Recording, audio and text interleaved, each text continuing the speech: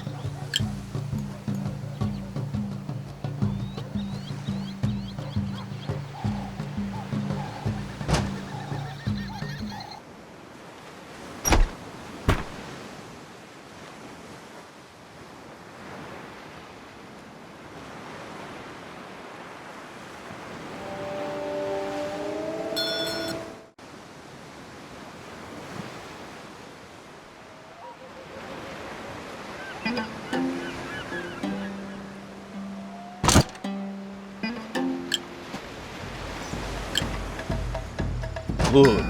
But now for something completely different. Elena, the daughter of the Spanish viceroy, has a diplomatic mission to New Orleans. The tensions between France and Spain require that she travel as inconspicuously as possible. I therefore suggested to the viceroy that you would provide her passage. She will board your convoy secretly, which should protect her from potential adversaries.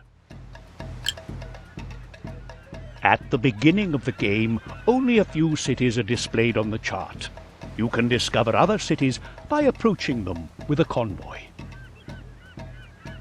The city symbol itself gives an indication of the city's size. It also shows the commodity the city currently needs most.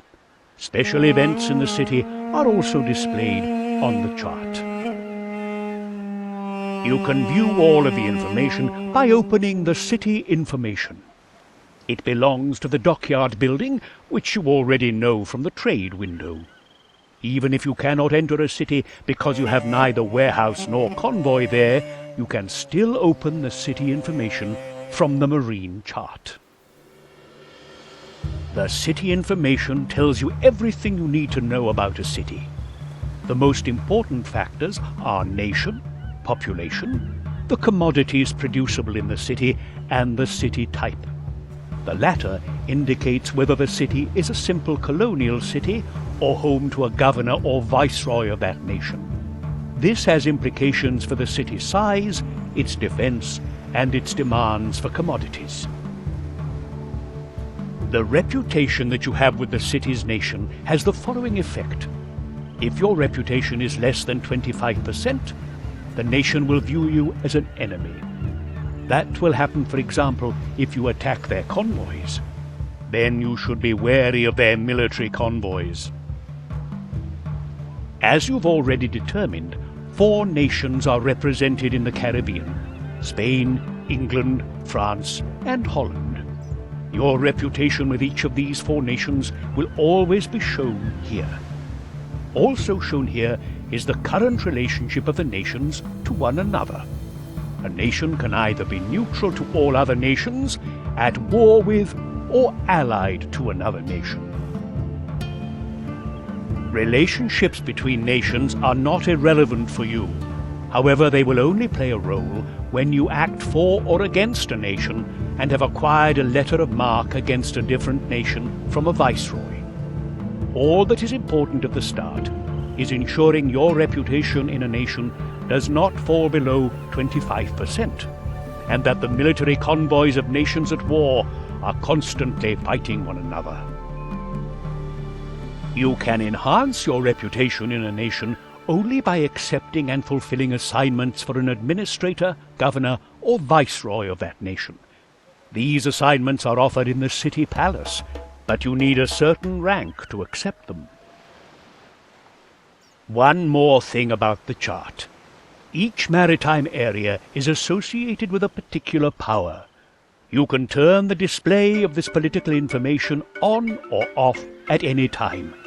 The flag and its intensity shows you which power has the greatest fighting strength here. Normally, cities and maritime regions belong to the same nation, as that nation's military convoys will be patrolling the area. Things become interesting when the city and the maritime region belong to different nations, because then the city might just come under attack.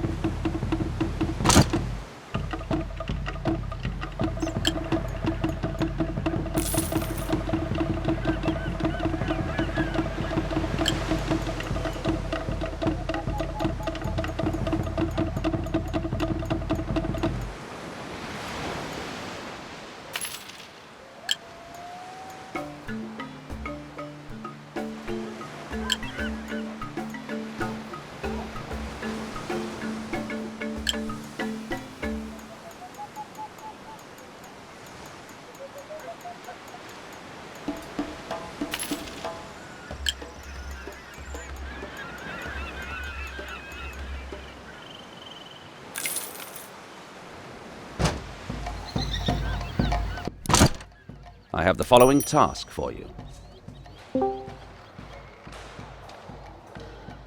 Yes, sir.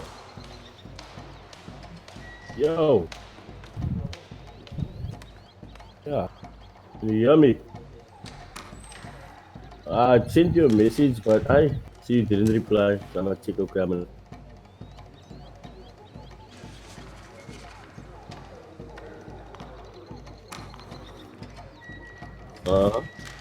About what? Is that fake news? Yeah, how do I add you to my friends list on this Blizzard thing? Let's play. Okay, do you want to know?